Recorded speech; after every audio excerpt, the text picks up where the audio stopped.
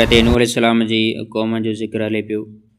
हज़रत नूह अलैहिस्सलाम खे क़ौम इंतिहाई सतायो ऐं इंतिहाई तकलीफ़ ॾिनी।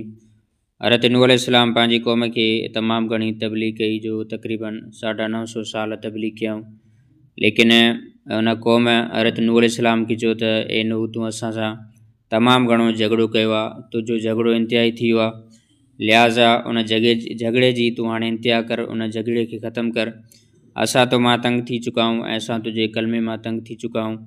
लिहाज़ा जंहिं अज़ाब जी तूं असांखे दावा कंदो आहे त असां तुंहिंजी ॻाल्हि खे जेकॾहिं न मञींदासीं त अज़ाब ईंदो, उहो अज़ाब तूं हाणे ॾेखार। त उन अज़ाब जो अल्लाह ताला हिते ज़िक्र फरमायो आहे। हता इदा जा अमरुना वफ़ारत तनूर, त अल्लाह ताला फरमाए थो त नेठि जॾहिं असांजो अज़ाब आयो ऐं असांजो हुकुम आयो ऐं तनूर मां पाणी उभरियो, कुल नहमिल फ़ीहा मिन कुल्लिन ज़ौजैन इस्नैन, ऐं असां हज़रत नूह अलैहिस्सलाम खे फरमायो त हर जोड़े मां तूं नर ऐं माद खे सुवार कर, वहलक ऐं पंहिंजे घर खे बि सुवार कर, इल्ला मन सबक़ अलैहिल क़ौल, मगर जंहिंजे मथां अल्लाह ताला जो अज़ाब तय थी चुको आहे उनखे सुवार न कर। वमन आमन, ऐं जंहिं तुंहिंजे मथां ईमान आंदो आहे उन्हनि खे बि ॿेड़ी जे अंदरि सुवार कर। त अल्लाह ताला हज़रत नूह अलैहिस्सलाम खे इहा निशानी ॿुधाई त जॾहिं तनूर मां पाणी निकिरणु शुरू थिए उन वक़्तु तुंहिंजी क़ौम जे मथां अज़ाब ईंदो। इहा अज़ाब जी पहिरीं अलामत आहे। जॾहिं तूं पाणी ॾिसें त तनूर मां निकिरी चुको आहे त उन वक़्तु तूं पंहिंजे अज़ाब जी तयारी कर ऐं पंहिंजी क़ौम खे ऐं मुस्लमान खे, ईमान वारनि खे ऐं पंहिंजे घर वारनि खे ॿेड़ी जे अंदरि सुवार कर। त इहो तनूर चवनि था त हज़रत नूह अलैहिस्सलाम जे घर जो तनूर हुयो, ऐं बाज़ चवनि था इहो उहो तनूर हो जेको हज़रत नूह अलैहिस्सलाम जी मस्जिद कूफ़े जी जामे मस्जिद में हुयो, ऐं इहो कूफ़े जी जामे मस्जिद जे दर ते तनूर हुयो। ऐं हज़रत नूह अलैहिस्सलाम जेका ॿेड़ी ठाही हुई उहा कूफ़े जी जामे मस्जिद में ठाही।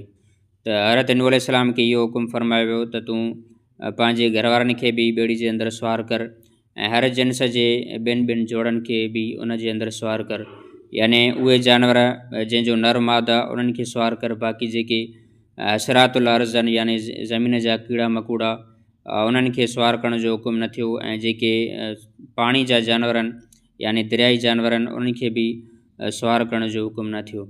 वहलक, ऐं फरमायो त पंहिंजे घर वारनि खे बि सुवार कर, इल्ला मन सबक़ अलैहिल क़ौल, मगर जंहिंजे मथां असांजो अज़ाब तय थी चुको आहे। त हज़रत नूह अलैहिस्सलाम जी घरवारी ईमान न आंदो। हज़रत नूह अलैहिस्सलाम सां बाज़ चवनि था त हज़रत नूह अलैहिस्सलाम जी ॿेड़ी में सिर्फ़ु 7 माण्हू सुवार थिया, याने हज़रत नूह अलैहिस्सलाम जा 3 पुट हाम, शाम, याफ़िस ऐं उन जूं 4 नुंहां हुयूं। लेकिन मुफ़सर फरमाए थो त इहा ॻाल्हि दुरुस्त न आहे। हज़रत नूह अलैहिस्सलाम सां 7 खां वधीक माण्हू सुवार हुया।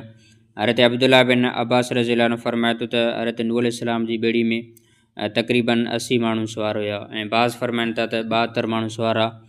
बहरहाल मुफ़सर फरमाए थो त क़ुरान पाक जे उसलूब मां बि इहा ॻाल्हि मालूम थिए थी त हज़रत नूह अलैहिस्सलाम सां गॾु 7 खां वधीक माण्हू सुवार हुया। ऐं बाज़ तफ़सीरनि जे अंदरि बि इहा ई ॻाल्हि अचे थी त 7 खां वधीक माण्हू सुवार हुया। क़ुरान पाक जो उसलूब ॿुधाए थो त हज़रत नूह अलैहिस्सलाम खे क़ुरान पाक जे अंदरि हुकुम थियो त वहलक, यानी पंहिंजे घर वारनि खे सुवार कर, वमन आमन, ऐं जंहिं तो जे मथां ईमान आंदो आहे उन्हनि खे बि सुवार कर। त इन मां इहा ॻाल्हि मालूम थिए थी त जेके ईमान वारा आहिनि उहे घर वारनि खां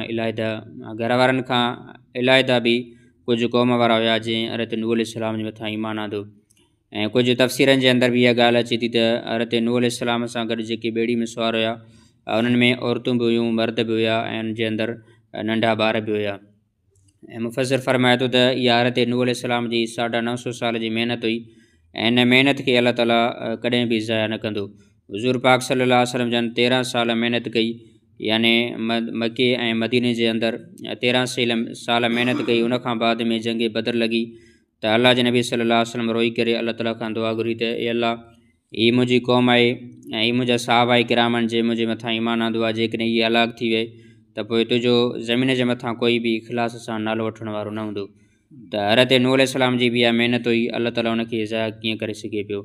वमा आमन मअहू इल्ला क़लील, ऐं अल्लाह ताला फरमाए थो त हज़रत नूह अलैहिस्सलाम जे मथां ईमान न आंदो मगर त तमामु थोरनि ईमान आंदो। त क़ुरान पाक जे अंदरि लफ़्ज़ आयो फ़ारत तनूर, यानी कि तनूर उभरी पियो। त हज़रत अनस रज़ियल्लाहु अन्हु जे बारे में वाक़ियो अचे थो त हज़रत अनस रज़ियल्लाहु अन्हु वटि हिकु दस्तरख़्वान हुयो।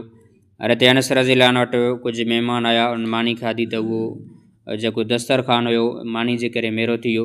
हज़रत अनस रज़ियल्लाहु अन्हु उन पंहिंजे दस्तरखाने खे तनूर जे अंदरि उछलायो।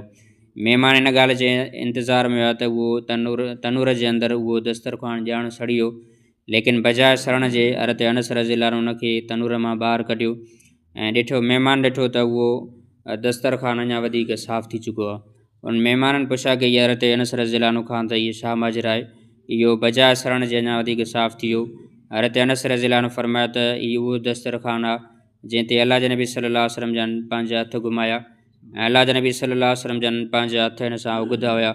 इहो दस्तरखान आहे जंहिंजे मथां अल्लाह जे नबी सल्लल्लाहु अलैहि वसल्लम जा लब मुबारक लॻल, उन जे करे हीउ जॾहिं बि मेरो थी वेंदो आहे मां हिन खे बजाए पाणी में धोअण जे हिन खे बाहि जे अंदरि उछलाईंदो आहे त इहो साफ़ थी वेंदो आहे।